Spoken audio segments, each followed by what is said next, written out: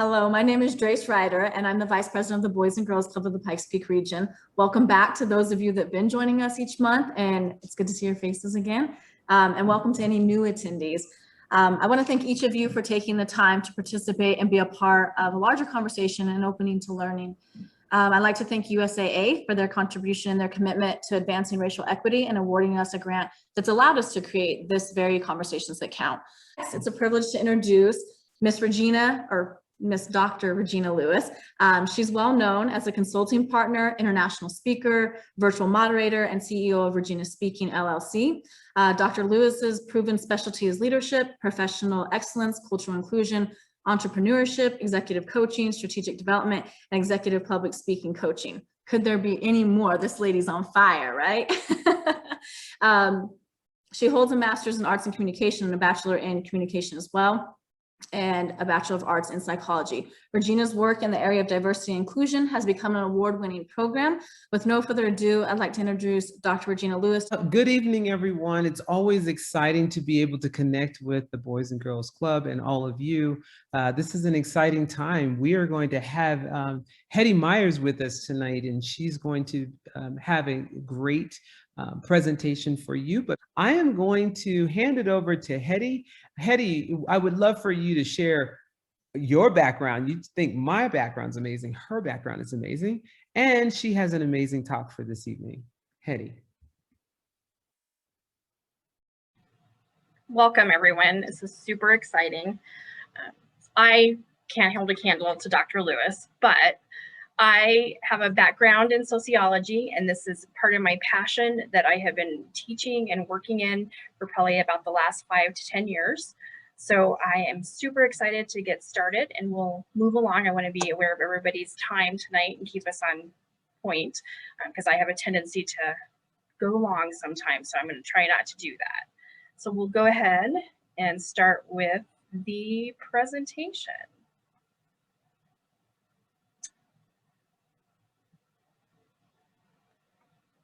All right, everybody seeing my screen?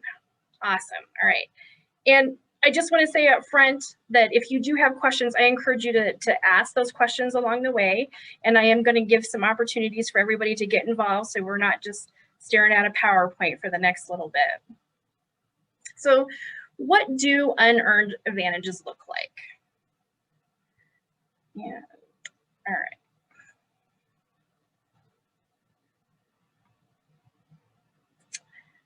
So essentially, an unearned advantage is what we commonly talk about as a privilege. And privileges, they operate on not just a personal level, but also an interpersonal, a cultural, and an institutional level. So a privilege is something that we don't necessarily think about on a daily basis because you didn't really necessarily do something to earn it. With that, privileges are advantages or favors, benefits to members of the dominant group. Does anybody have an example or think of something just off the top of your head that you know that a dominant group looks like?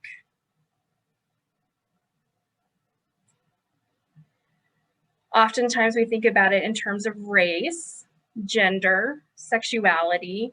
Those are all of those areas that we think pretty predominantly about advantages and privileges.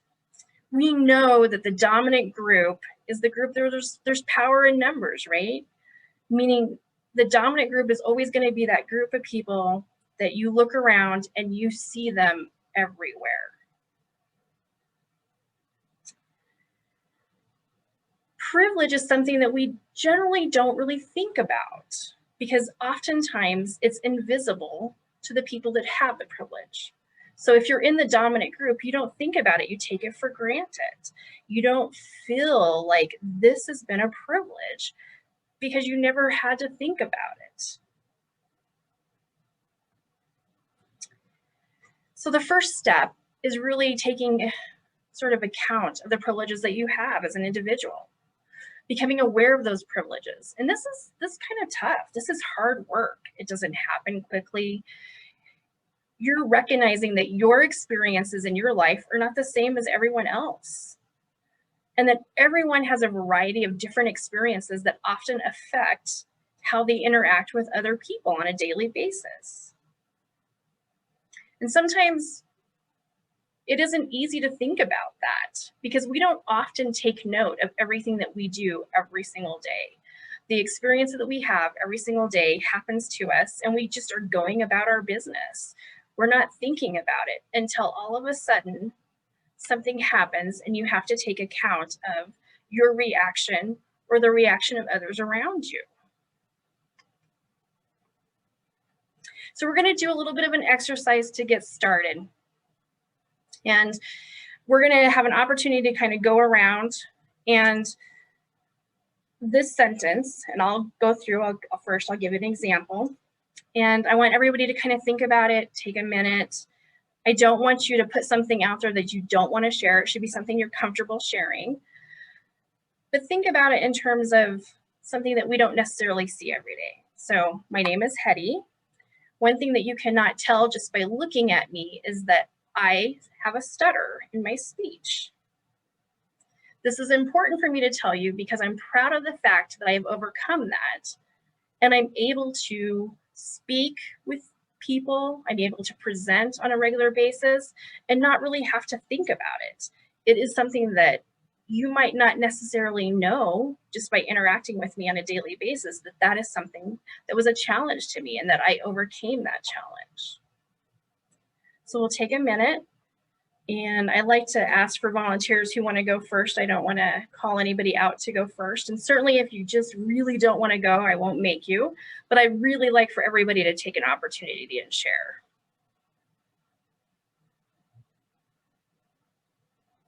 So if you want to raise your hand, if you want to go first, or just unmute yourself.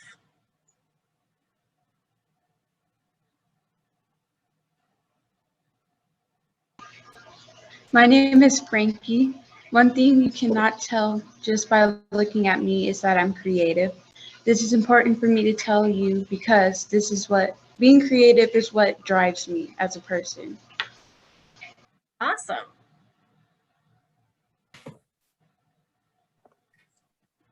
And Hettie, we have some raised hands. So we have Dr. Regina Lewis with a hand up. Okay, so my name is Regina. One thing you cannot tell just by looking at me is that I have a disability. And this is important to me because I'm always cold. I have what's called Raynaud's, and sometimes I have my arms folded, so it looks like I'm standoffish, but I really am not. I'm just cold. Tyron. And if I mispronounce your name, please correct me when you go. It's all fine. My name is Tyran, and one thing you can't tell just by looking at me is that I'm intelligent. And this is important for me to tell you because not a lot of people see me as intelligent. When they just see me, they assume a lot of different things based on my physical appearance. Awesome. And I'm not seeing all the hands, so if you can help me out with that. Yes, we have, I apologize, it says F. Fennel. That's me. Greetings. My name is Tina Fennell. One thing you cannot tell just by looking at me, maybe you do, is that I have an accent. So it is important for me to tell you because when I speak, people assume that I'm dumb, that I'm unintelligent, that I am uneducated, and it's a burden to me. Thank you for sharing. All right. Others who would like to share? Or if you want to put something in the chat, that's fine as well. I can share, Hettie. So my name is Drace, and one thing you cannot tell just by looking at me is that I come from a large family. There's 7 kids and then mom and dad, so 9. This is important to me to tell you because I'm very family oriented. Excellent. All right. I don't think I have my hand.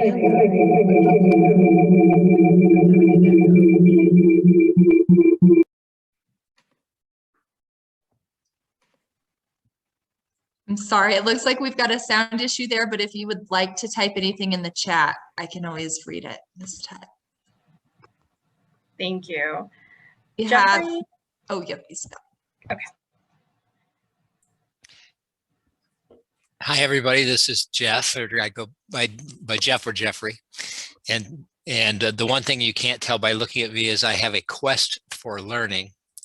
I think that's important for me to tell you that, because I think learning is what will make this world a better place if people would all have that same quest. Awesome.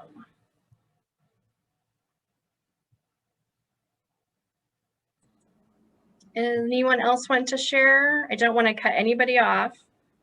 Give everybody an opportunity. I will share. One thing you can't tell by looking at me is I like to cook. I like to cook because it allows me to connect with people and it relaxes me. Nice. Hettie, we have Brian with his hand up as well. Awesome. Hello, my name is Brian. One thing you can't tell just by looking at me is that I love computers. This is important for me to tell you because I can usually help you guys if you need help with computers.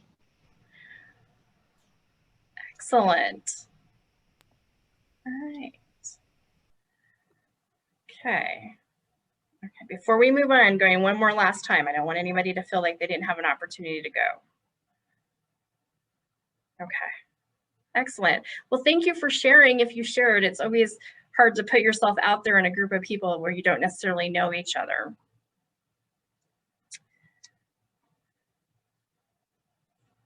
Whoops, got carried away there. All right, so the point of that exercise is to learn that there's value in taking time to find out the meaningful information about our peers, right? Because oftentimes we see the things that you can see. We can see gender, we can see race, we can see what physical attributes people have, but there's all these other things about people that are very important when we think about those as individuals. They mean something. We can see race, but we cannot always see our cultural background. We don't necessarily know what anybody has gone through. We don't necessarily get to see all of those attributes that make each individual special. And those are the important pieces of our lives, right? I mean, I don't just value myself by my race or by my gender. There's so much more to Hettie than just those items. There's so much more to every single one of us than that. When we ask individuals about their experience and who they are, it's time consuming to get to know people, but there's also so much value that comes with that because you see what they bring to the table. The journey that you've experienced in your life pays out to who you're going to be and what you contribute to everyone around you. We're easy to see our race, but there's so much more to it. We know that there's way more to our privilege and what makes us who we are and how we experience life than just what people see. So when we think about privilege, there's often this idea of what it looks like. So I've seen a lot of different ways to describe this, and I can revamp this many different ways, and I've taught it different ways, but this is one of my favorites. I've seen this recently, probably about 6 months or a year ago. I stumbled upon this and it caught my attention because at the center of this wheel is where the power is. And the further out you work in this wheel are all of the things that make life more complicated, more challenging. And the further out you get, the more marginalized somebody often is. So you will see there's lots of different things in this wheel, and there's a lot of different things that build up to how much power we have and our privilege and what our life is like that are not even on here. There's lots of things, but you see that there's race, you see that there's gender identity, you see that there's language, you see that there's sexuality, whether or not you're able-bodied, what your body image looks like, because all of those things contribute to who you are and the experience that you have in life, the education level that you come from. The further out you go on that wheel, the more challenging your life experience might be. So for example, let's look at owning property, right? So we all know it's sort of part of that American dream that you buy a house, you own a piece of property.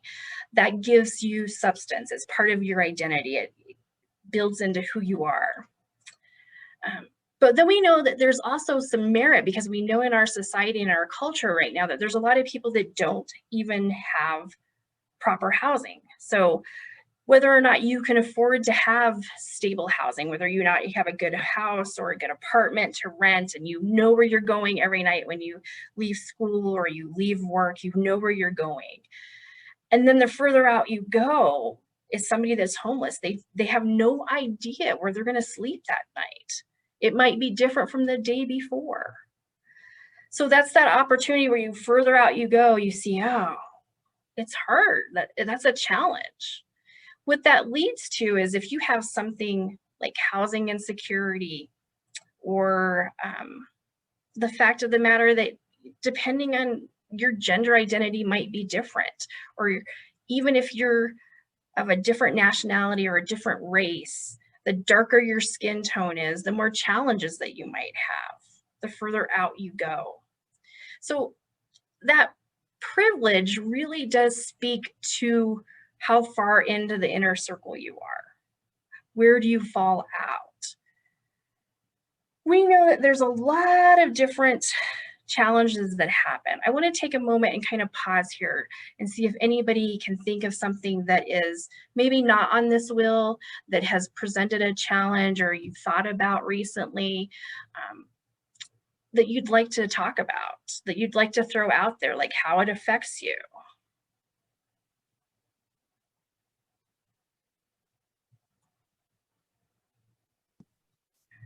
I think about like hair type, especially for Black women, you know, having straight hair, or how a Black woman wears their hair, and what's considered professional, not professional. I think that's That is a great example.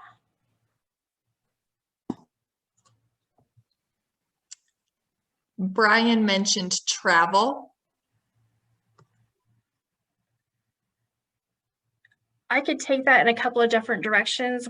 Did you have a specific path you were thinking about, Brian?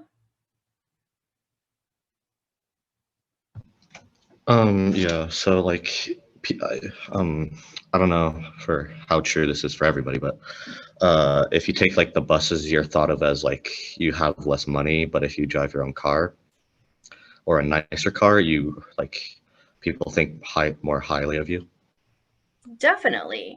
Not to mention the fact, if you're relying on public transportation, you lose some time throughout your day, right? Sometimes public transportation is great and it works out perfectly for you, but depending on where you live and what you need to do, public transportation might add an hour or even longer to your travel time to work or to school. Great.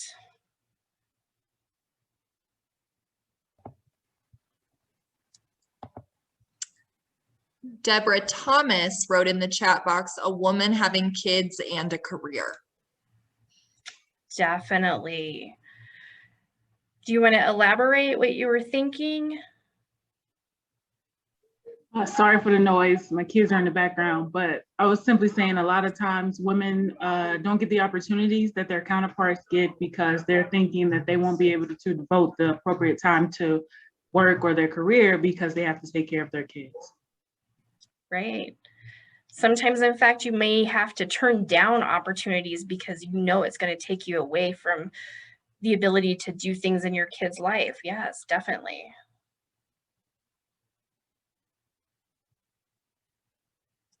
All right. Excellent. Those are all great. Before I move on, I want to make sure everybody had an opportunity if they wanted to. Okay. So we're going to do another activity. So I'm going to ask that you have a piece of paper, or if you have like a bag of chips, or if you have something that you can just separate some items out. Piece of paper, if you want to kind of quickly take a couple of minutes and tear off some pieces of that piece of paper. They don't have to be perfect. There's nothing about it. Nobody's going to see them, just you. But you need about 20 pieces, individual pieces of paper. They don't need to be tiny. You could have 20 chips, you could have 20 paper clips, whatever you've got in front of you handy, but piece of paper, probably the easiest and quickest. And if we were together in person, we'd all be stretched out outside doing this little activity, but we're gonna improvise here and do it kind of virtually to walk through it.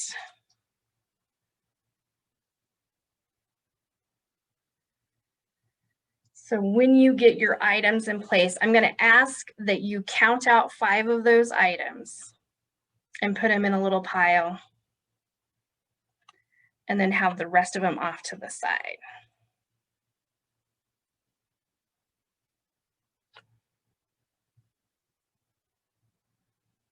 Could you repeat that last part?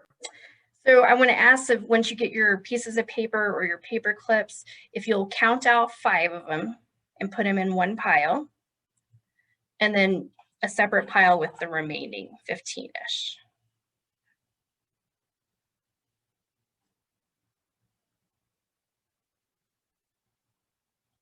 All right.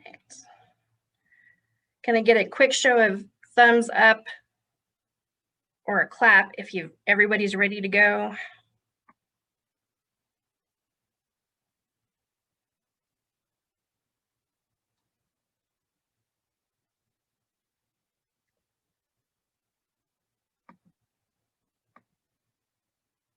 Excellent.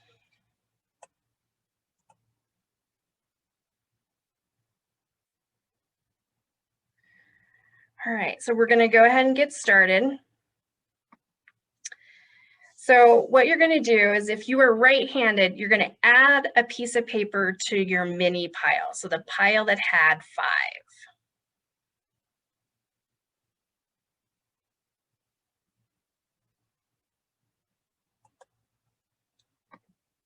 If English is your first language, add a piece of paper.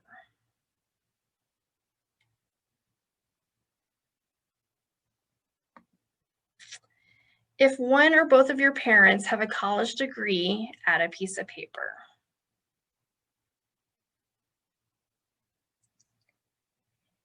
If you rely or have relied primarily on public transportation, take away a piece of paper from that main pile that you've been adding to.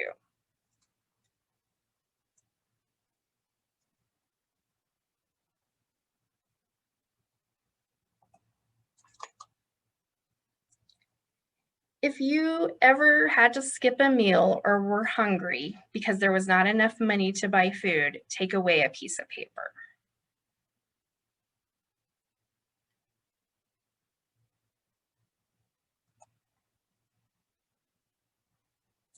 If you have an invisible illness or disability, take away a piece of paper.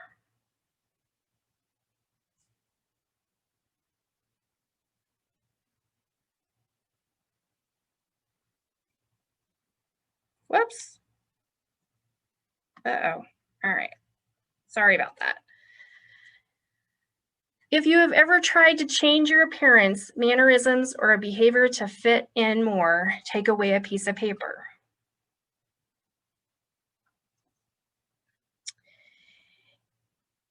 If you have ever been spoken over because you could not articulate your thoughts fast enough, take away a piece of paper.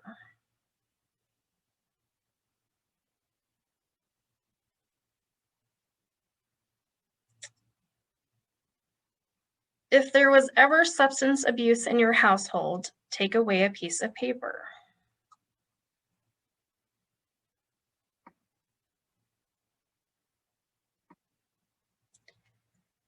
If you can make mistakes and not have people attribute your behavior to flaws in your racial or gender group, add a piece of paper.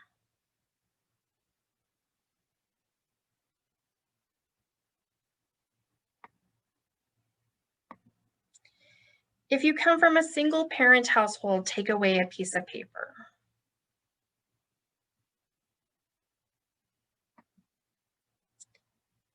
If you would never think twice about calling the police when trouble occurs, add a piece of paper.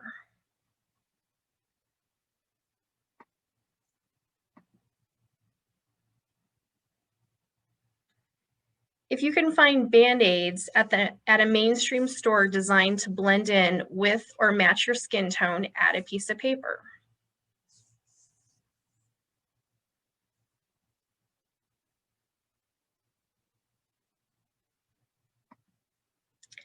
If you studied the culture of your ancestors in elementary school, add a piece of paper.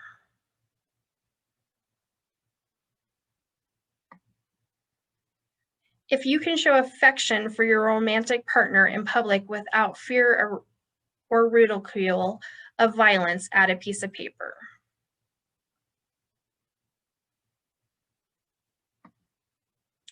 If you feel you have ever been overlooked for a job, promotion, or opportunity due to race, religion, gender, or sexuality, take away a piece of paper.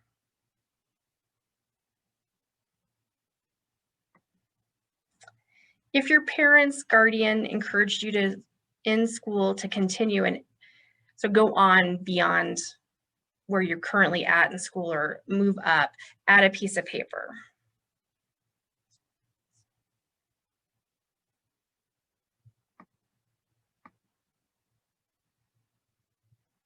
Okay. So what I want you guys to do now is the pile that you were adding and taking away from. If you'll do a simple count of that and put that number in the chat.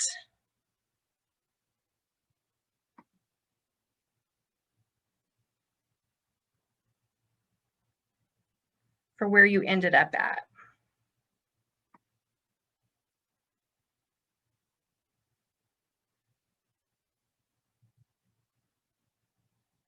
All right, so we're seeing 7, added 4, 6, 8, 3, 4.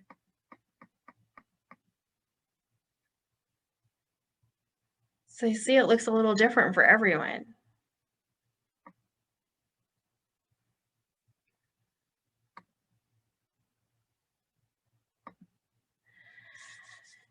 So what we're discovering is that privilege comes in so many different forms.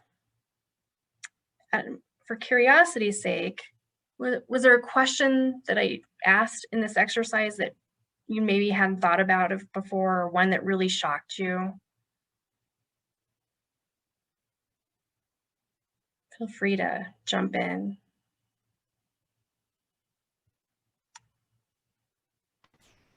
I never really thought about people not being able to find the right shade of Band-Aids, mostly because I'm lighter. But for my brother and my mom, it'd probably be really hard. Yeah, well, it's different, right?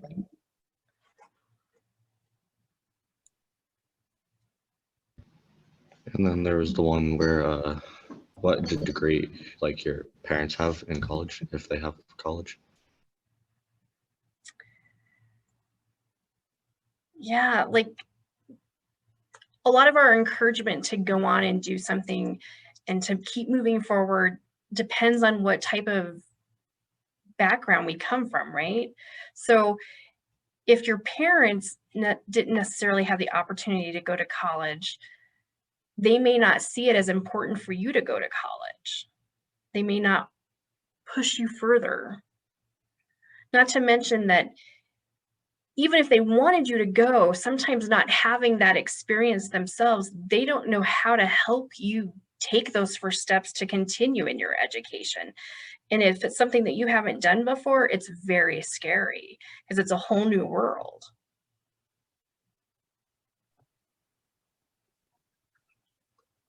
We have Tyran with a raised hand. Hettie. Yes, go ahead. A question that kind of caught me off guard was the one that asked about if you have to change your appearance or behaviors in public because you weren't afraid of fitting in. And I actually kind of really thought about that because I never really considered that.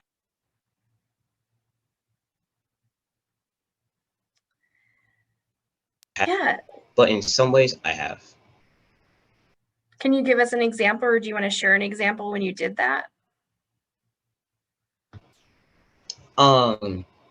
Example is at school, I'm a little less quiet than the loud and outspoken self than I usually am.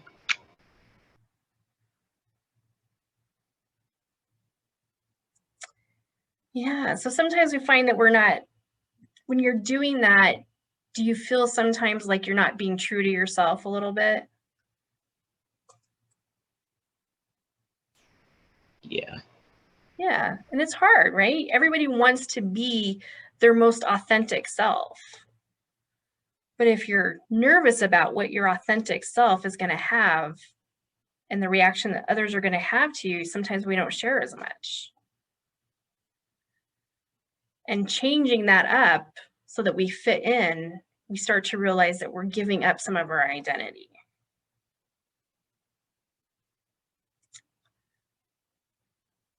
Did I see somebody pop something in chat? You did. So Mr. Miller said the exercise puts front and center my own privilege. Yeah. Awesome. Whoops. Yeah, this slide is not. Okay. Sorry about that. My mouse is super sensitive. So did you think about any of the questions when you removed a piece of paper for? And when you think about it, did it frustrate you a little bit that you had to remove that piece of paper? So when I was doing the exercise, and at the very end, when you said, count up how many you have left, and I had 3, and I started thinking, if I have 3, what did it take for, what did I have to do, and what did I have to overcome to get where I am today? And for somebody else who may have had, 10, 11, what made the difference? Not that none of us didn't have, not that any of us didn't have anything that we had to overcome, but there were more hurdles just because of nothing that I did caused me to take those away, or nothing other people did they do to add things to it. So it was just amazing. Right. All of those things are just part of who we are. We didn't do anything bad. We didn't do anything right. It's just where we are in life. It's those things that are unearned advantages or unearned disadvantages, if we want to think about it that way. Nothing that we can control necessarily affected. And you see those gray baskets up there? The number that we have. Up top, up. All right,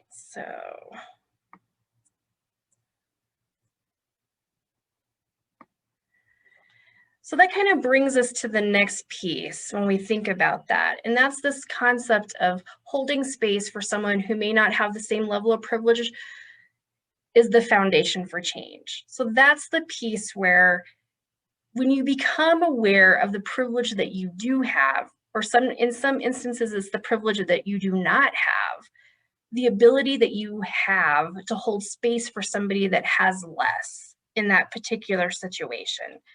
So when I think about how important it is to hold space for someone, I do that at every opportunity that I have, because I'm hoping that when I need that spot, when I need somebody to step up for me, there's going to be somebody there that's going to hold space for me as well. And when we think about that idea of what holding space means, it's really this concept of that you're willing to sometimes give up and walk away from some of your privilege that you have in order to share space, make room for somebody who doesn't have that privilege. and you're willing to walk alongside of them in that journey without judgment. You're not talking to them about what they did wrong, because they probably didn't do anything wrong. It's just where they are in space, but you're helping to create a path for them to have some of the same experiences that you have the opportunity to have. We can say that and it sounds really easy, but holding space for somebody, making sure that somebody has room to sit next to you can be incredibly challenging. Because when you do that, you're oftentimes giving up some of your own privilege. And you realize quickly how much, even though we didn't do anything to get it, but when you have something, most of us don't want to give it up because we don't know how to act without it. We've just had it. So what happens when it goes away? It's super challenging and it's scary, right? Nobody wants to say, oh Lord, sure, take everything that I have.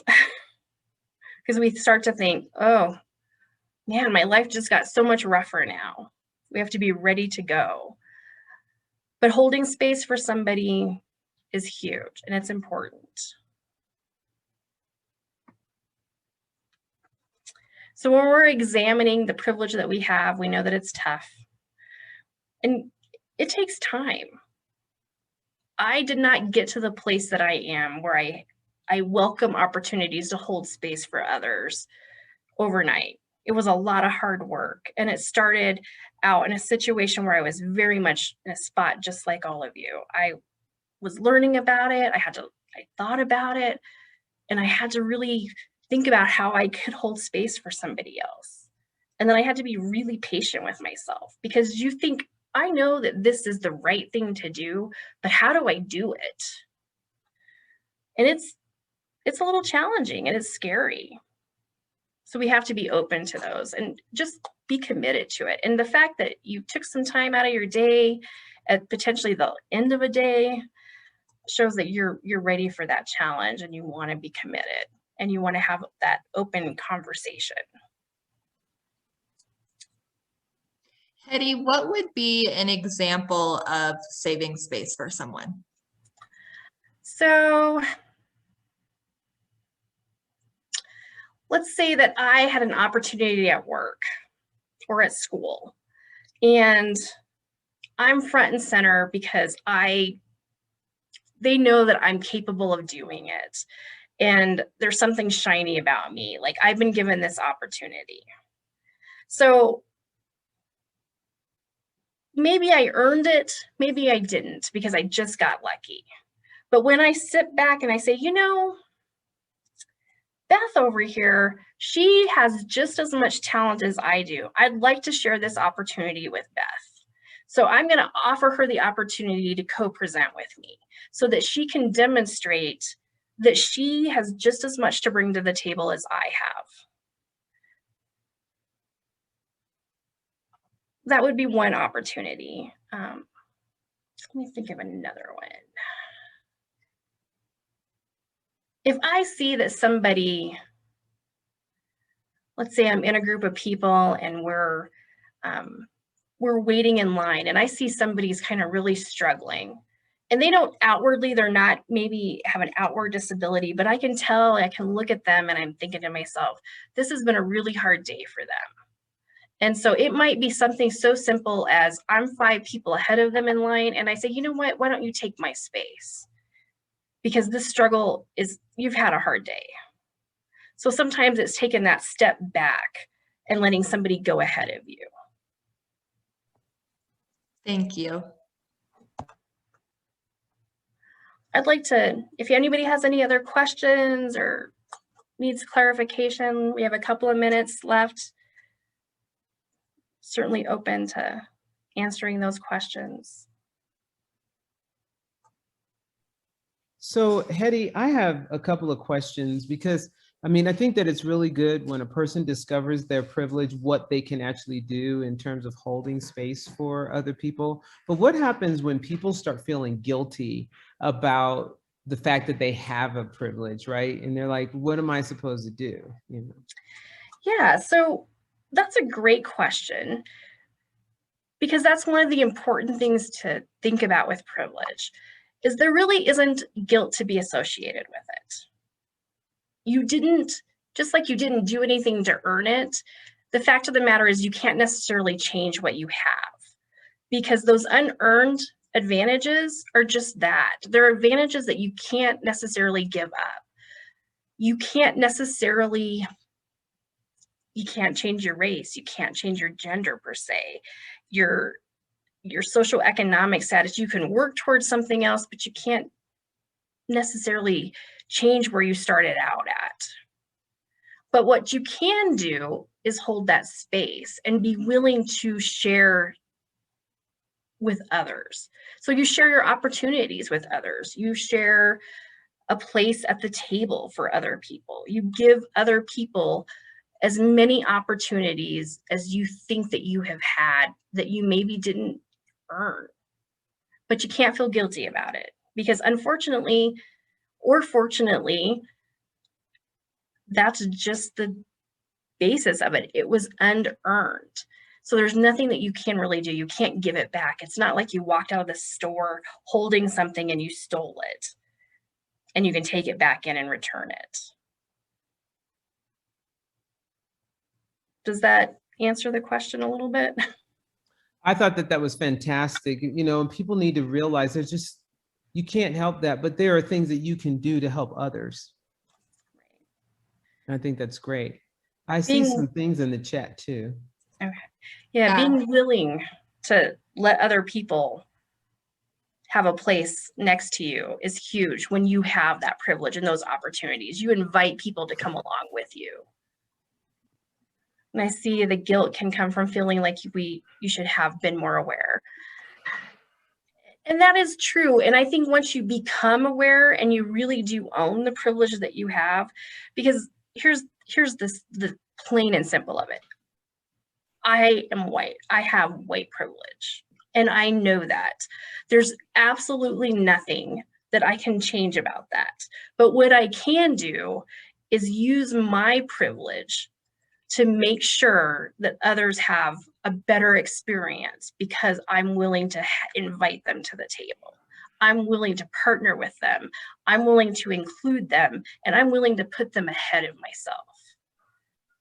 By doing that, I give other people some opportunities that wouldn't necessarily get those opportunities if I'm not willing to step back.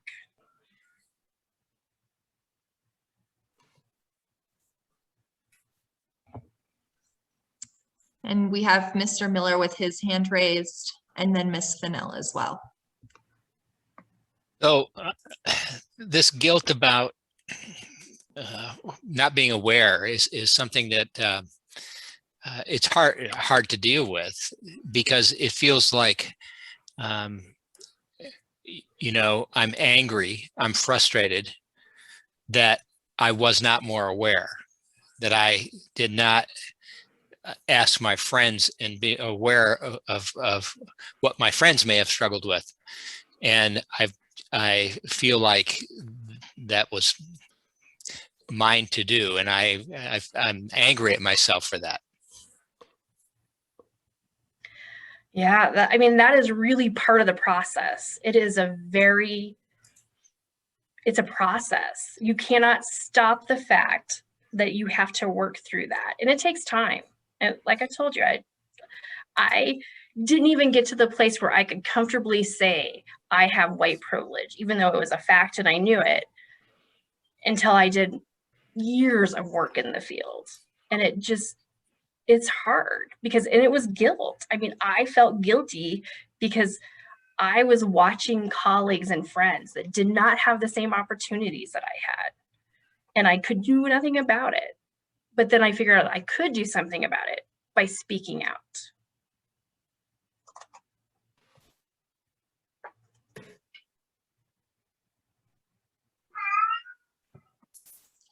Ms. Fennell, would you like to go ahead? Yes. I would like to express sadness for me. I'm sad about not having the privilege about when I think about my struggles, it makes me sad, but at the same time, I feel angry. Angry because I blame myself for not standing up for myself.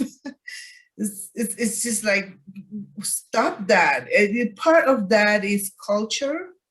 Part of that, I am not, aggressive to say, here I am the best. If I can put you first, I do it. And then I get mad at myself. It's like, what can you stand up for yourself? What can you, well, because when I stand up in the past, I suffer the consequences. So that makes me angry. But one thing I tell you, I learned from that, I'm getting my daughters, I have 2 daughters, well, my son, I have a son too, but my daughters, I'm pushing them to the limits.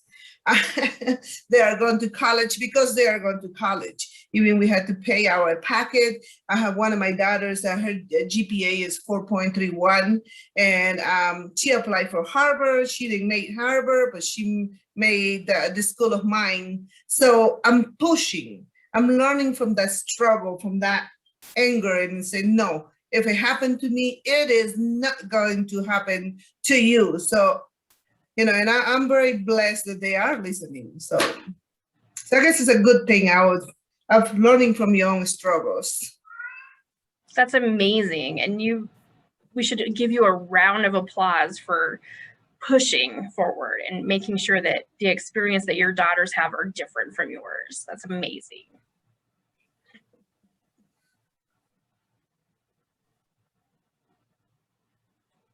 All right. So if we don't have any other questions, I want to thank everyone for coming tonight and participating. And I'm going to turn this back over to Drace. I think she has some housekeeping stuff to do. Thank you so much, Hettie. First off, just want to say thank you for your time, your commitment to be here tonight to teach all of us. I hope everyone's been able to learn a little bit more.